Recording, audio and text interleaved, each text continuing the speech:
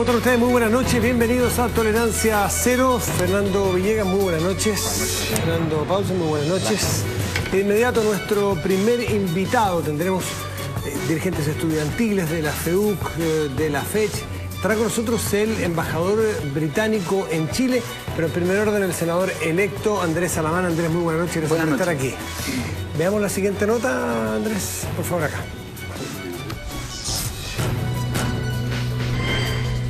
1,5 millones de votos los empezamos a perder el 11 de marzo del año 2010. Hay una evidencia de incapacidad que demostró este gobierno en materia de responder con la estatura del cargo. 12 meses caracterizados por elecciones, las primarias y las presidenciales se tomaron el 2013. Arribaba a Chile la mujer que caminaba firme a convertirse por segunda vez en la presidenta de la República. La expresidenta ha confirmado que tomó la decisión de ser candidata. Con alegría, con determinación y con mucha humildad he tomado la decisión de ser candidata. Con esta decisión, un alivio para la naciente nueva mayoría que tenía su carta mejor posicionada en las encuestas para retornar a la moneda. La UDI bajaba a su candidato mejor posicionado, ungía a su líder como la carta para ganar las primarias y llegar a la moneda, pero nuestro padre ha presentado hoy su renuncia a su candidatura presidencial.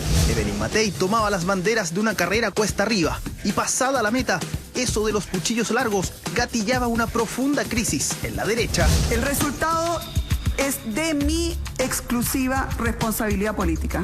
La respuesta del gobierno demuestra que tiene nula capacidad de autocrítica. Desde mi punto de vista está en el origen de la derrota que sufrimos. Y ante estos dichos, el presidente Piñera sacó su artillería y le respondió a su exministro de Defensa. Triunfo arrasador de Bachelet y con esto un conflicto histórico. ¿Podrán comunistas y demócratas cristianos cohabitar en el mismo gobierno? Consideramos que como cualquier otro partido tenemos derecho a pertenecer a un gobierno del que también nosotros formamos parte de su construcción. Nosotros tenemos que juntar una mayoría política en Chile, que sea una base de sustentación política del gobierno de Michelle Bachelet. Pese a que hay miedos de que pueda tensionarse la coalición, yo creo que en definitiva el PC no va a ser el factor de división de la coalición de gobierno. Nosotros nos hemos puesto el plazo de 1 año, creemos que durante el primer año de gobierno las reformas laborales debieran salir. La ciudadanía votó, expresó su sentimiento, dijo: nosotros queremos y anhelamos cambios en Chile. Va a haber una apuesta, a mi juicio, en lo secundario y en lo universitario por radicalizar el petitorio de modo de obtener más ganancias políticas. ¿Qué depara el 2014? ¿Marchas en las calles expresando nuevas demandas o reafirmando las existentes? Si esa disposición no existe, por quien sea que esa voluntad no se exprese, evidentemente que se va a encontrar con una central unitaria activa por defender aquellos intereses. ¿Cómo enfrentará la derecha su retorno a la oposición? La peor receta hoy día es caer en los personalismos y en los caudillos, porque lo que hoy día está en juego es en realidad cuál es el ideario de la centro derecha. Los invitamos en nuestra página web, como siempre, www.toleranciacero.cl, a responder la pregunta que nosotros planteamos. La semana pasada, recuerda que le dije que tuvimos un problema técnico, no pudimos tener las respuestas, pero hacemos la pregunta porque es muy válida hoy día, tiene que ver con nuestro invitado, justamente Andrés Salamán.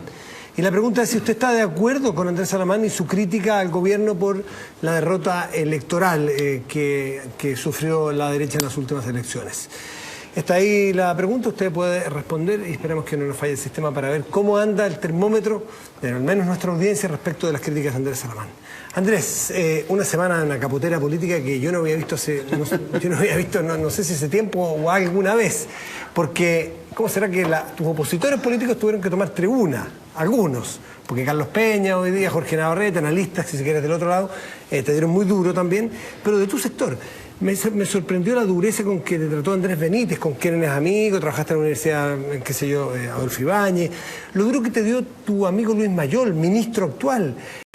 Bueno, otros ministros que no eran quizás tan cercanos tuyos, de donde uno viera. Y hoy día el presidente de la República, con más sutileza de lo que yo estaba esperando, sabía que venía la entrevista hoy, pensé que iba a ser más duro, fue sutil diciendo, más ofuscado que reflexivo, o sea, tratando... pero de desleal. Te han tratado de desleal porque no hiciste la crítica cuando estabas dentro del gobierno. Entonces, ¿para qué fuiste ministro de este gobierno si te parece que el 11 de marzo del año 2010 que se instaló este gobierno empezaron a perder 1,5 millones de votos? ¿Para qué participaste entonces del gobierno? A ver, vamos por parte. Vamos por parte. Yo en primer lugar separo absolutamente lo que es, por así decirlo, la paja del trigo. Yo he dicho del primer día que yo no voy a entrar en ningún juego de descalificaciones personales. Y yo he hecho, asumiendo que uno con esto paga ciertos costos, ¿no es así?, algo que era extraordinariamente importante y que yo creo que a partir de la declaración de hoy día del presidente de la República se produce un punto de inflexión. Nosotros, Matías, sufrimos una derrota aplastante, sufrimos una derrota severa. Tuvimos el peor resultado desde el retorno a la democracia. Y yo la verdad que veía con mucha preocupación que desde el punto de vista de la reflexión que hay que efectuar, aquí no había pasado absolutamente nada. Y simplemente seguíamos aplaudiéndonos y seguíamos en esta especie de anestesia, de decir que todo había andado extraordinariamente bien. Mira, casi en la lógica no es así de poco menos que retar a los ciudadanos por no haberse dado cuenta de la extraordinaria gestión que se había efectuado. Entonces yo lo que hice fue una autocrítica de carácter 100% política, donde señalé que debíamos reconocer en qué habíamos fallado. Y señalé 4 aspectos.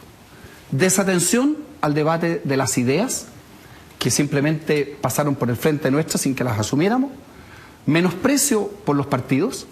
Rápido desprestigio de la forma de gobernar, particularmente por esto de la letra chica y por esta cierta grandilocuencia, que yo creo que nos castigó muy duro. Y por último, fracasos concretos en términos de políticas públicas. Yo creo que esa crítica hoy día es una crítica asumida por el 90% de la centro-derecha y el presidente Piñera hoy día asume varias de esas críticas. A ver, el presidente Piñera hoy día hace un punto de inflexión. Hasta su entrevista de hoy, ninguna autoridad del gobierno había formulado autocrítica alguna. Y yo diría que el 90% de las cosas que yo expresé en mi entrevista han sido refrendadas por el propio presidente Piñera. Ahora, se me dice que no lo dije a tiempo, pero por favor, lo dije en este mismo programa antes de ser ministro. Posteriormente, cuando asumí mi precandidatura presidencial, cada vez que me preguntaron, señalé que había muchas cosas que preservar y señalé que había muchas cosas que corregir. En consecuencia, yo creo que yo he hecho un aporte a algo que era absolutamente necesario, porque en marzo vamos a tener que enfrentar a la nueva mayoría. Y si esta reflexión no la hacíamos ahora, la pregunta la hacíamos ¿cuándo? Y por eso yo dejo de lado las acusaciones personales, las diatribas, simplemente no les doy importancia y siento que desde el punto de vista del fondo lo que se ha hecho es ir consolidando un diagnóstico que es bastante complejo. Disculpe una cosita, en el fondo se ha discutido a mi juicio menos que la forma, porque la forma fue tan brutal, fue tan brusca. Pero Matías, pero déjame decirte una cosa. Porque decir que es no el único, pero el gran culpable de esto, el presidente Piñera, es muy brusco al menos. A ver, en un país donde nadie dice la verdad, ¿no es así? En un país donde la política, donde uno dice lo que piensa y lo dice en forma frontal y en forma clara, ¿yo qué hice? Dije, mire, aquí hay 4 causas que vuelvo a decir, el propio presidente hoy día, en general, las comparte casi todas, y dije, mire, y hay un principal responsable. Piñera tiene muchos méritos de todas las cosas buenas que se hicieron, jamás lo he negado, pero también tiene responsabilidad en aquellas cosas que son, en definitiva, origen del fracaso. Entonces, cuando uno dice las cosas como son, cuando uno lo dice en forma franca, vuelvo a decir, sin ninguna descalificación, sin ninguna imputación peyorativa, entonces se produce este revuelo gigantesco. Pero pasa el tiempo, pasa la semana, terminan las descalificaciones y de pronto queda, no es así, el fondo de la argumentación. Y en la forma es parte de la acción política, fue pensada justamente para remecer, porque alguien te puede haber dicho, ¿por qué no puertas adentro en una asamblea? Porque eso a mí me parece completamente absurdo. O sea, pretender en la sociedad en que hoy día estamos, que es una sociedad abierta, transparente, donde la gente quiere participar, que los problemas graves de un sector político se resuelven con 4 genios que se esconden en una pieza oscura, ¿no es así? Y se dicen supuestamente algunas cosas sin que nadie sepa, como si esto fuera un cónclave para elegir un papa. A mí me parece simplemente no entender para nada la sociedad contemporánea. Ahora, claro, yo puedo quizás yo no me retracto en nada de lo que señalo. Quizás podría haber dicho también, mire, es el principal responsable en estos 4 aspectos, pero hay responsabilidad en los partidos en estos otros. Y tengo yo también alguna responsabilidad que estoy dispuesto a asumirla en aquellas cosas que yo podría haber hecho para que las cosas funcionaran mejor. Ahora, de que yo no manifesté estas críticas al interior del gobierno, por favor, el presidente y el ministro del Interior saben, porque las conversamos en múltiples oportunidades, que nada de lo que he dicho hoy, ahora para ellos es una sorpresa. Además, digamos las cosas como son. Si yo no he hecho ningún diagnóstico que no sea compartido. Si el propio presidente hoy día refrenda ese diagnóstico. Entonces, ¿de qué estamos hablando? Fernando Villegas. Qué buena pregunta esa, ¿de qué estamos hablando? Porque yo ya he escuchado a lo largo de esta semana, como todos mis compatriotas y hermanos en Cristo, tantas críticas mutuas y descalificaciones furibundas. Pero no hay parte, ninguna. Lo dejo eso a la conciencia de nuestro Señor, que ya uno pierde de repente pierde la pista de lo que está pasando. Así que yo para mi propio beneficio, y espero que para algunos televidentes, quiero aclarar un par de cosas. Dejemos de lado los diagnósticos. ¿Ya? Los diagnósticos son como las juntas médicas cuando ya se les murió el paciente y por supuesto empiezan a culparse unos a otros. A mí me interesa pensar en el futuro, porque ustedes se enfrentan ya en unos par de meses más con un nuevo gobierno, una nueva realidad, con un gobierno que viene con una agenda muy intensa, digámoslo así, y que además tiene una calle que ya está afilando, se está preparando para marchar una vez más y presionar. Acabamos de ver a Bárbara Figueroa diciendo algo por el estilo y seguramente los jóvenes que van a venir van a decir lo mismo. Entonces, ¿para dónde va a tu juicio el camino de sanidad o de alguna recuperación que le permita a la derecha jugar un papel más o menos decente? Cuando hablo de un papel decente me refiero a un papel con alguna unidad y con alguna capacidad de participar productivamente en la discusión que va a venir, participar no encerrándose en una actitud de no dar ni la sal ni agua, que no tienen, ni sal ni agua para dar, además, como ya lo he dicho, sino que en una actitud de conversar, de discutir con el gobierno, con la gente del otro sector, por desagradable que incluso les pueda resultar a algunos hacer esa tarea. Y salir adelante y tratar de pensar siempre en el país. ¿Por dónde va ese camino? ¿Por dónde va, Andrés? ¿Va por una renovación de repensar todos los principios de la derecha, pensar qué es lo que es la justicia para ustedes realmente en comparación con la izquierda? ¿Qué es lo que es ser emprendedor o no ser emprendedor? ¿Va por una especie de ejercicio a lo Karl Popper, así teórico? ¿O va simplemente por un regreso hacia atrás, hacia las posturas tradicionales de la derecha que ya aparentemente están fracasadas? ¿Qué? ¿Cuál es tu receta ahora, fuera de los diagnósticos? Yo creo que hay, en lo que señala Fernando, las dos pistas de lo que la centro-derecha tiene que hacer hacia adelante. En primer lugar, tiene que tomarse en serio el debate ideológico, porque simplemente durante este periodo de tiempo, ciertos debates ideológicos que cruzaron la sociedad a la centro-derecha le pasaron simplemente por delante. Estoy hablando específicamente de temas como la importancia que tiene hoy día en la sociedad chilena factores como la desigualdad, la inclusión. Es decir, a partir de los principios de la centro-derecha hay que hacer ese trabajo intelectual que, digamos las cosas como son, a la centro-derecha no le gusta. La centro-derecha no tiene vocación por el debate de ideas, por aquello que se supone que no es práctico o pragmático. Por lo tanto, esa discusión, Fernando, hay que hacerla y yo creo que se va a empezar a hacer a contar de ahora. Y en segundo lugar, nosotros tenemos que ser particularmente constructivos y, voy a decirlo con todas sus letras, alternativos en términos de los tres ejes que van a estar dominando el debate a contar del mes de marzo. Yo creo, por ejemplo, que uno de los errores graves que cometimos fue ningunear el debate constitucional, que es una actitud muy típica de la derecha. Era evidente que la nueva mayoría estaba poniendo el debate constitucional como un gran tema. ¿Cuál era la respuesta nuestra? No, mira, eso no le importa a nadie. Eso es un tema que le importa solamente a un pequeño grupo de personas. Craso error. Es cosa de ver, por ejemplo, las altísimas votaciones de las Camilas Vallejo, de los Giorgio Jackson, de Gabriel Boric, para darse cuenta que era un tema sí que era importante. Entonces, ¿qué dijimos en el tema constitucional? Nada.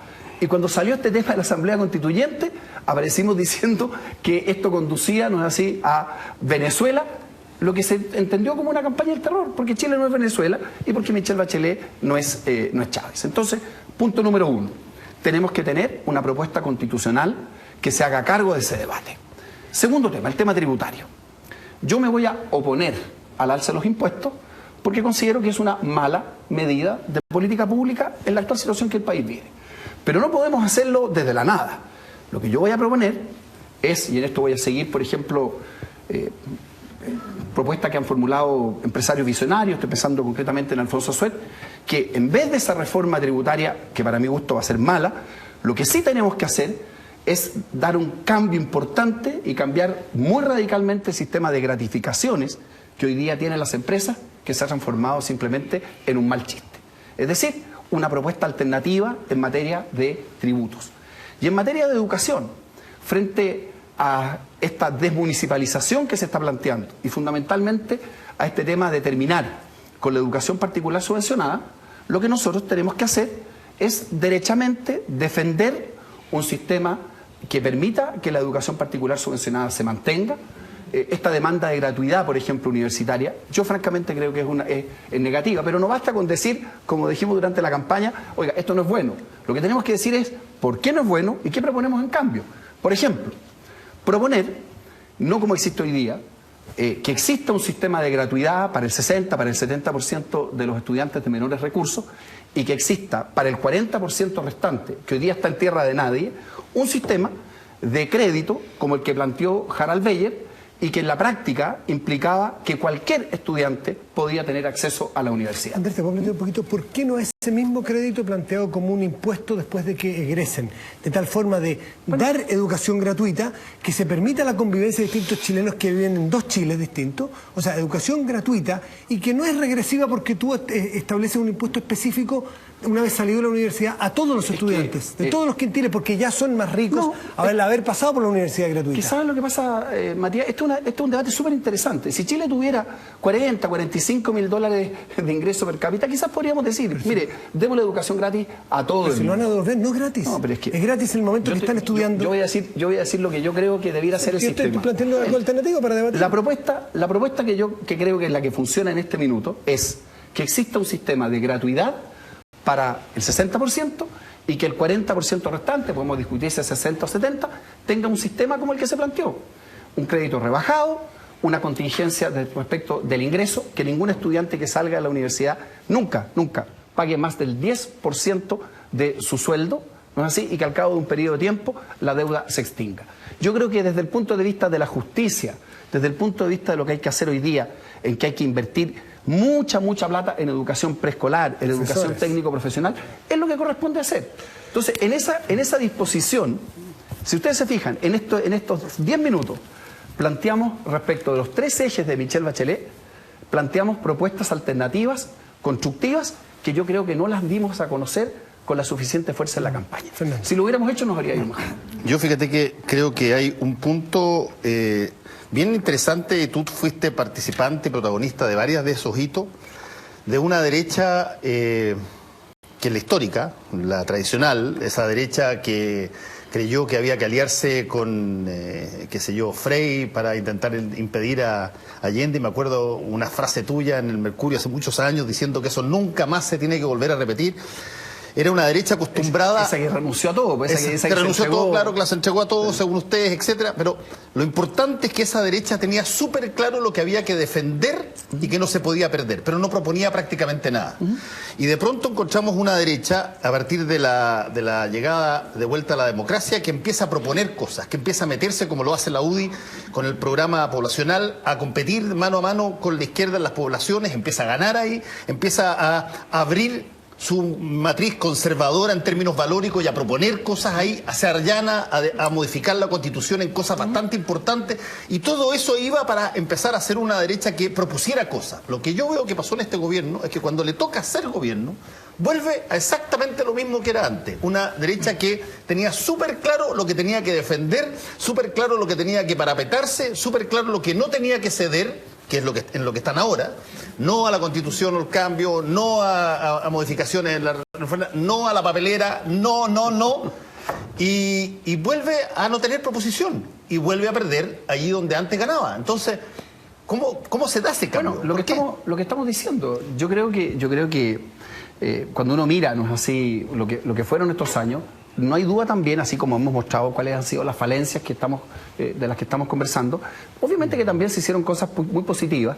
Lo que pasa es que también, y en eso yo le doy razón al presidente Piñera, el nivel de exigencia de la sociedad cambió.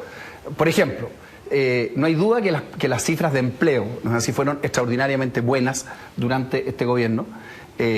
Las cifras de crecimiento, de aumento de productividad anduvieron bien. Pero lo que ocurre en la sociedad que es hoy día es, llamémoslo así, el desde. Entonces quiero ir a un punto que es el que señala Fernando. Yo escuchaba, por ejemplo, en los análisis que se están haciendo en la centro derecha, algo así como lo siguiente. Es decir, miren, el problema que tiene el país ya no es la pobreza, entonces concentrémonos ahora en los sectores de clase media. Yo quiero decir que eso sería un gravísimo error. Lo que aquí no se ha hecho, yo tengo un grupo que está trabajando en este análisis, es mirar la segmentación social que tuvo nuestra derrota. Es decir, en las comunas acomodadas, nosotros mantuvimos nuestra votación. En el barrio alto, la centro derecha tiene el 70% de los votos, incluso más. ¿Qué pasó en las clases medias? Perdimos 35% de la votación. ¿Y qué pasó en algunas comunas populares? Simplemente perdimos hasta el 40 o el 45% de los votos. Entonces, la única cosa que la centro derecha no tiene que hacer es precisamente hoy día abandonar aquellos sectores sociales que son donde precisamente hemos retrocedido tan intensamente. Francisco Chaguán lo dijo el otro día con mucha claridad, dijo, al parecer estábamos gobernando con el oído puesto en la cota 1000. Y eso tiene que ver con algo que también estaba en la nota. ¿Qué falencia yo asumo, por ejemplo? Y quizás uno podría haber hecho más en este terreno. La centroderecha tiene que tener una propuesta de régimen laboral que no tiene. Si uno mira los programas, simplemente los temas de negociación colectiva, de flexibilización, una agenda hacia el mundo del trabajo, simplemente está fuera de nuestro horizonte. Entonces, ¿cómo en este minuto lo único que no tenemos que hacer es olvidarnos de los sectores populares? Yo hice campaña en una circunscripción donde fundamentalmente lo que hay es un electorado de clase media, de sectores populares, y la demanda hacia propuestas nuestras en este campo es enorme. ¿Perdón? Y sí hay propuestas que hacer. Andrés, yo creo que hay también otro problema que quizás sería bueno abordarlo. Lo planteó James Carville en la competencia entre Bill Clinton con el papá Bush, que tenía superpotencia en términos de política internacional, había ganado una guerra en Irak y todo lo demás, y le tira esta frase: es la economía, estúpido, y a partir de ahí se centra el asunto en la ecuación que establece: si tú estás gestionando bien las cosas, el pueblo automáticamente te apoya. Vas a hacer todos tus índices, mejóralos en la economía, porque en la economía estúpido nada más. Y eso cayó calzado en la derecha acá. ¿Por qué? Sí. Porque la gran mayoría de la derecha funciona básicamente con lógicas propias del manejo y la gestión de economía. Y cayó calzado con el presidente Piñera, que es, por definición, un gestor y un ejecutivo. Y cuando le resultan muchos de sus números, cuando suben la economía y cuando tiene mucho que mostrar, nunca jamás yo vi que alguien planteara: oye, creo que hay algo que nos falta aquí en esta ecuación, que no basta la pura economía. Bueno, yo creo que eso se puede expresar en la siguiente expresión. A la centroderecha le ha faltado, o sea, le ha sobrado cosismo y gestionismo, no sé si la palabra existe, y ha faltado sensibilidad, que, entre paréntesis, vuelvo a decirlo, hoy día el presidente Piñera lo reconoce. Por ejemplo, los movimientos regionales. Si hay que ver qué pasó con las votaciones en Aysén y en Punta Arenas, o preocuparse qué es lo que está pasando en el norte. La centro derecha pierde su votación entre la primera y la cuarta región de manera verdaderamente aplastante. En la tercera y en la cuarta región terminamos con el 20% de los votos.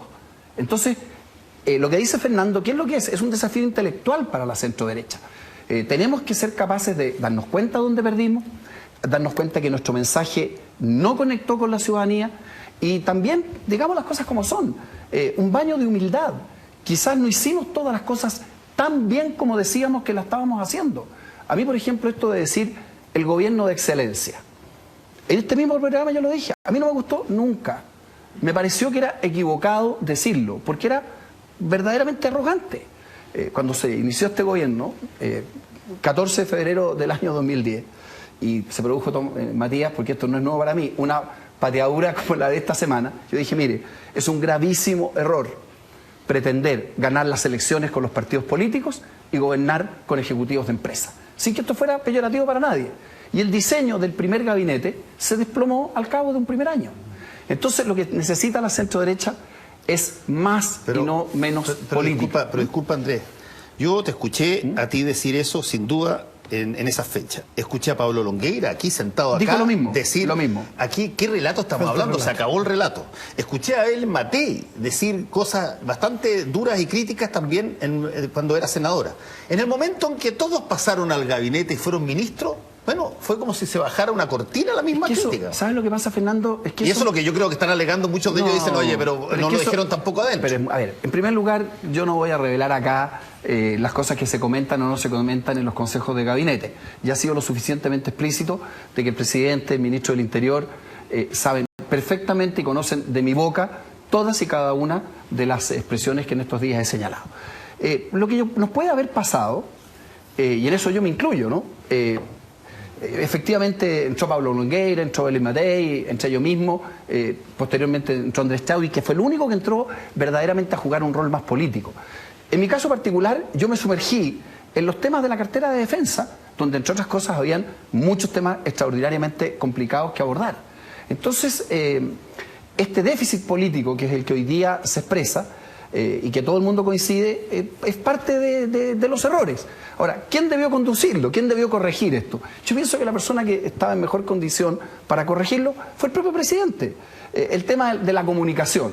Entonces uno dice, mire, se cometieron muchos errores comunicacionales. Bueno, pero yo pregunto, ¿y la comunicación de quién depende?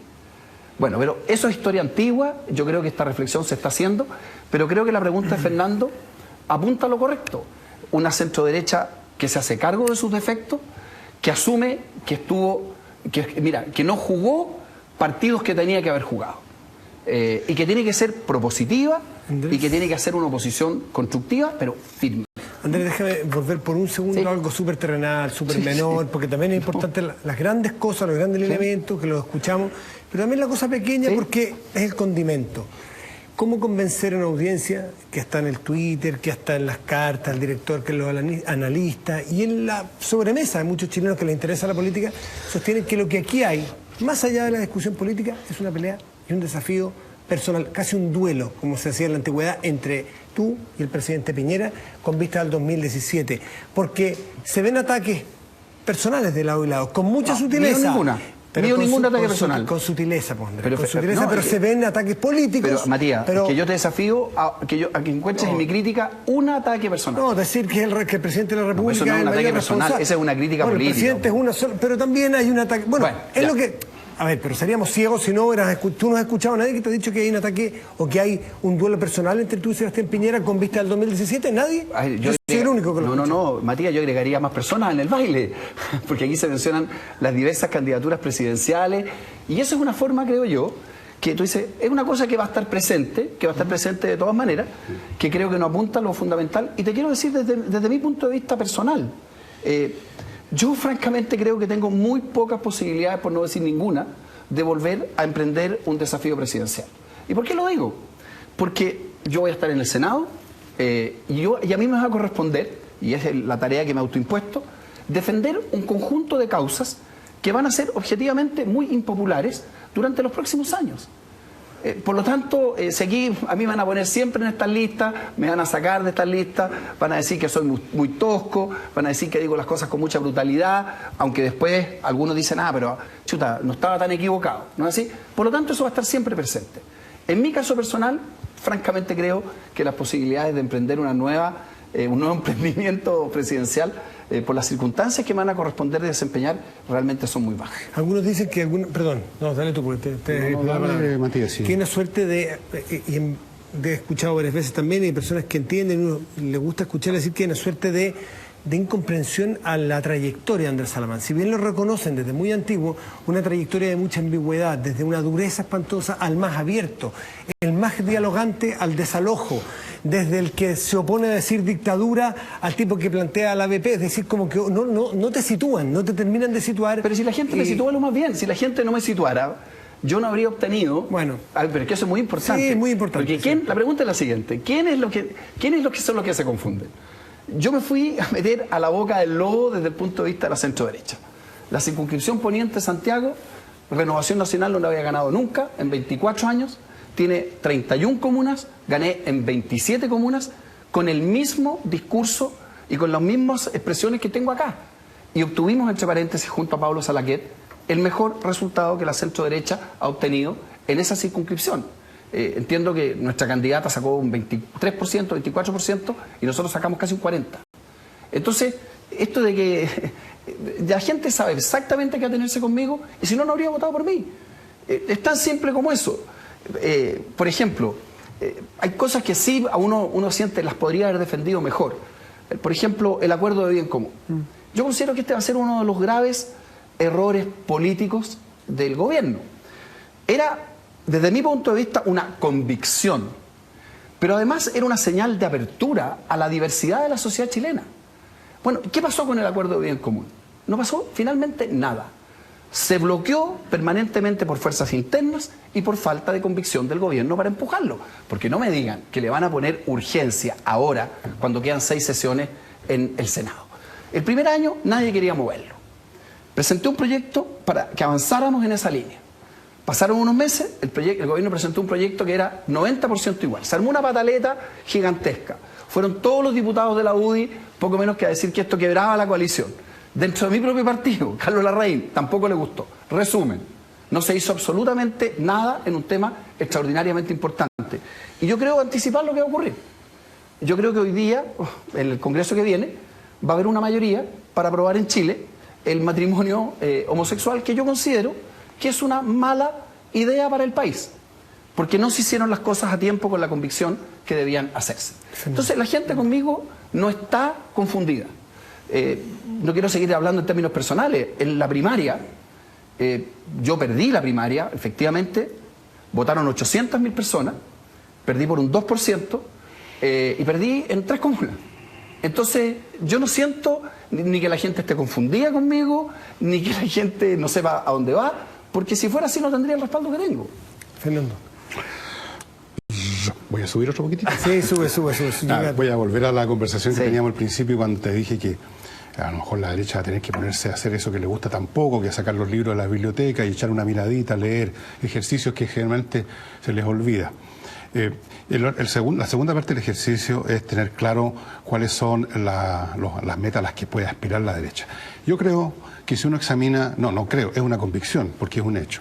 Si examina la historia política chilena del siglo XX y la de ahora, o la historia política de los griegos, la época de Pericles, lo que tú quieras, vas a encontrarte con que siempre las derechas, propiamente tal, tienen muchas dificultades para ganar el apoyo popular. En Chile tenemos, una vez que se estableció el voto censitario universal, no censitario, la derecha prácticamente desapareció del mapa. La República Parlamentaria se deshizo y solamente ganan 2 oportunidades que son 2 accidentes históricos: Jorge Alessandro Rodríguez, el Paleta, y Sebastián Piñera.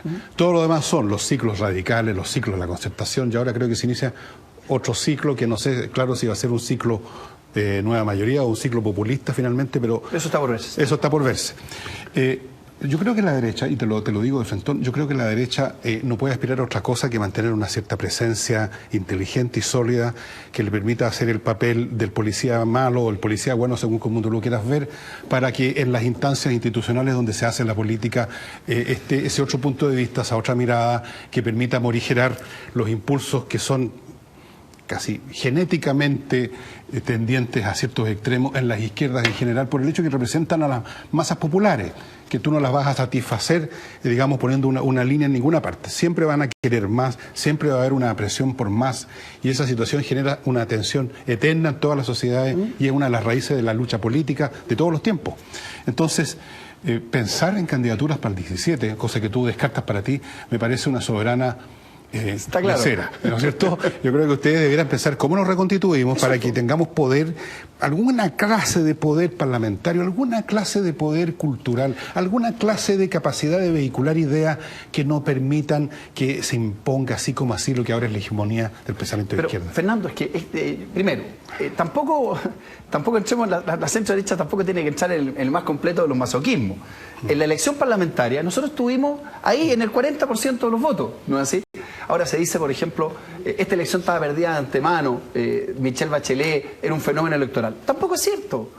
Si uno mira exactamente los números, Michelle Bachelet, que tuvo un triunfo absolutamente inobjetable, obtuvo menos votos de los que obtuvo, no es así, en el periodo anterior. No ganó en primera vuelta. Entonces, nosotros tenemos si hacemos las cosas bien, podemos perfectamente, no recuperar, tenemos que reencantar a ese 40% que existe. Ahora, ¿dónde yo creo que está el punto, Fernando, que es correcto?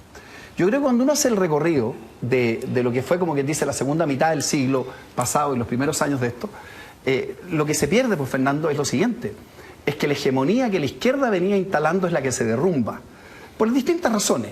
Y en consecuencia, las ideas de libertad, las ideas de emprendimiento, las ideas que caracterizan a un pensamiento moderno de centro-derecha, tienen un auge en Chile y tienen un auge en el mundo.